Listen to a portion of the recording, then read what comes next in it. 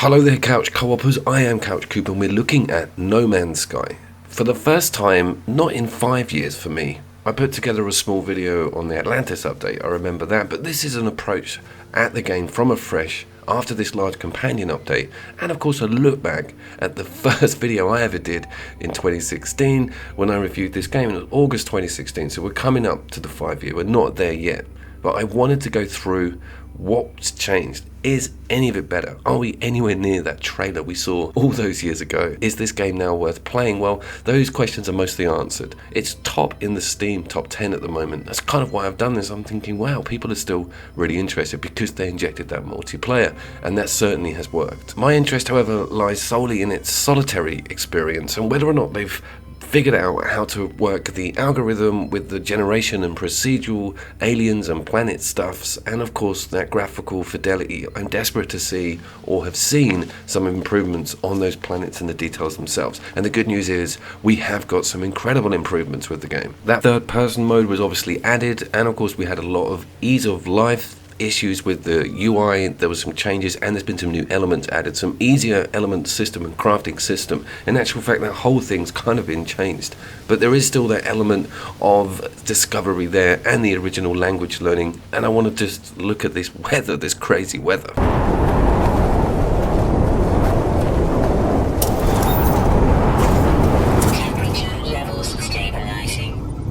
And that's what I'll be doing with this video, is looking at some of the graphic changes under a microscope and looking at the frame rate. It actually talks about a pegged frame rate in the options, and this game is running on the PlayStation 4 Pro, and I'm not aware of what the PlayStation 5 offers in regards to performance on official updates, but I imagine that frame rate's probably boosted as well. But that was a real pleasant surprise. By the way, this is HDR footage. I'm on a red planet, don't worry, I do get it changed, but we still have that rudimentary system of spotting nature and documenting it all and getting that money. That was a really cool gameplay element that I loved on the original base game of No Man's Sky, but they've upped the ante with it by giving you a nice little compendium, a little bestiary even. You can rotate the actual rendered model.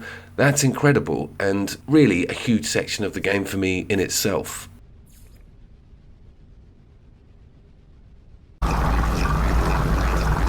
They have over the years added loads of quality of life changes to how the crafting system works and getting in cool machinery and actually base building. I haven't gone into that much on this video because it's kind of a secondary for me. I want to see if this game looks as good as it should, and I want to see if that space exploration and that random generation on the planets has got any better. Incidentally, I did loads of rerolls on the first campaign to try and get a decent planet. I only just kept getting toxic red ones and barren ones at that, so that kind of annoyed me a little bit. But the next stuff I got to was really welcome, and it was really good to go through that campaign from the year dot again to see what they've changed and streamlined, and they've done a lot in the right places.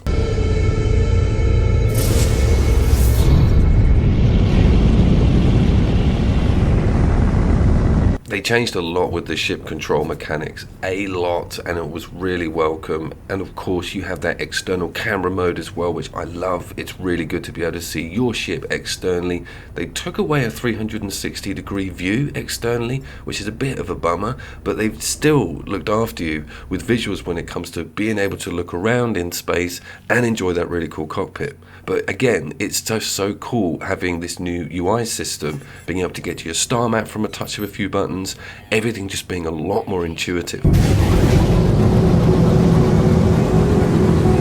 I have tried the VR years ago, and the frame rates on it and the resolution were absolutely dire, and I did try it on a PlayStation Pro and I was like, it was nauseatingly dire. I am going to have a look at it again. I probably should have done for the sake of this video, but the experience was so bad on the PlayStation 4 PSVR, I'm too frightened to go back to it. I don't want it to be horrible, but I think that's probably worth a look again. Being really into Elite Dangerous has made me appreciate how good ship-to-ship space combat can be, and they also gave the Starship combat a bit of a kick up the arse. They made the controls a bit more snappier, and they made the sort of clocking and locking system just loads more smoother. This is because the game has blatantly just got a lot better frame rates than it did have at launch. I think that was the major Achilles heel. Regardless of how many visual improvements you could put on a game like this, if your frame rates are bad when you're on those planets or in space, nothing's going to look great. But it does now. Things are a lot smoother. Coming into a planet, there's not a lot of stutter, there's a hell of a lot of popping, but it feels and looks pretty damn good now. And check out all this furniture and debris on the planet.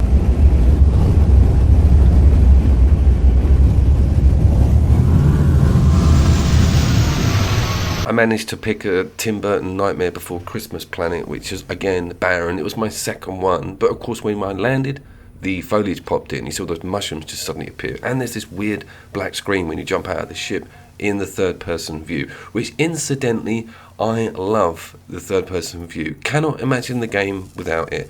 And also when I skipped to first person, I noticed some juttiness that I wasn't getting when this camera was pulled back.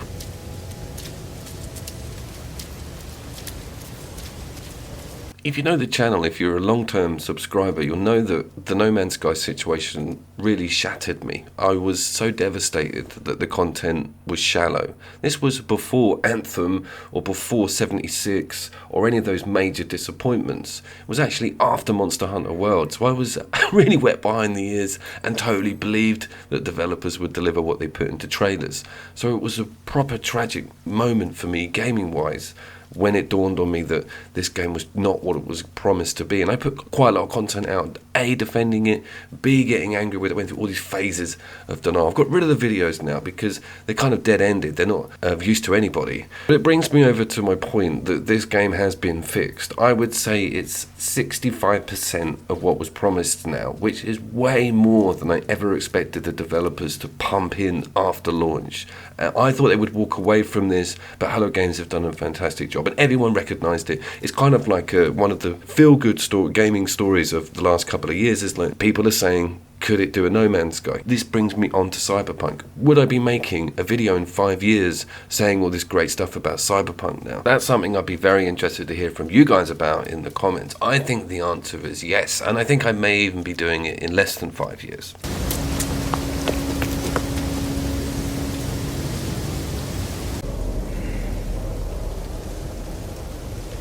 But let's get back on track with the subject in hand, and it is whether or not I'm happy with No Man's Sky in 2021. And the answer to that question is kind of yes and no. What I have a huge problem with, and what I cannot understand they haven't done within Hello Games, with this algorithm and the procedural generation of the aliens, is actually fish out that ridiculous goat head and those hooves. Just fish them out of the options. I know it works like a slot machine, and it pulls up all of these different body parts, too different to Spore, but it is time to get rid of that now. It's been 5 years, and it's been like someone you know who wears a really embarrassing item of clothing. Get them out of the algorithm. We don't need to see them again. Oh shit.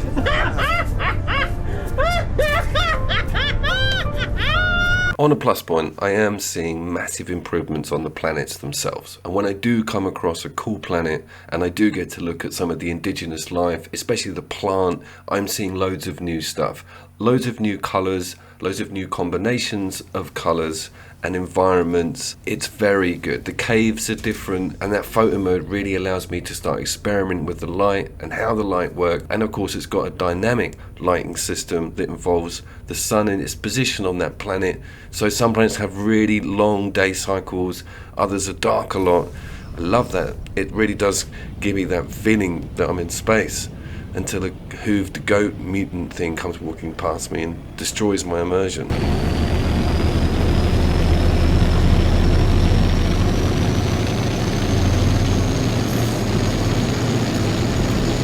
Let's talk about content very quickly, and that brings me back to the Atlas update and the addition of what I can only describe as a really cool single-player campaign with a backstory, characters, loads of text and voice recorded dialogue. It takes you all over the universe and you get to meet some really interesting people. There's mystery, there's intrigue. I love it. and it opens up more of your tech and abilities the further down you get in this cool story. And you also get lots of options to go in with dialogue. It's no Mass Effect, but it can stand toe to toe with any other single player campaign within a space simulator. It's good, and I was impressed with the writing on that and the fact that they got it together pretty quickly. That one is a couple of years old, but we've only seen improvements in that direction, with more detail on that story and more characters being developed and the space stations being massively populated, which is completely awesome.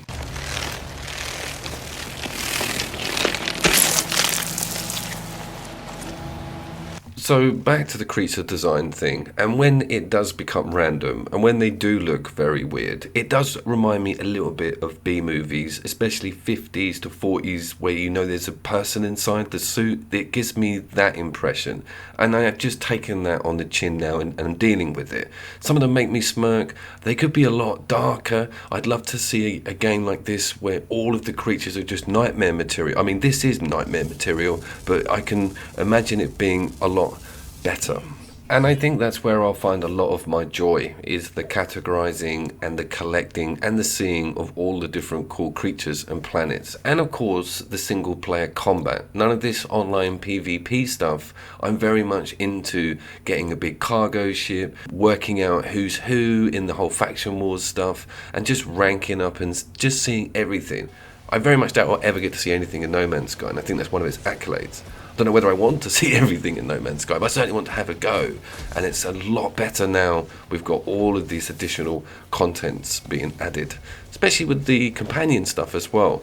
Didn't really explore much of that. Not really a big fan of opening up a little thing that follows you around. I can think of thousands of games that do that, and this doesn't need to. I mean, it's a great idea. It probably works for the multiplayer on a cosmetic level, but I really want to enjoy a single player campaign that's got this procedural discovery bolted onto it, and I think we've found that now.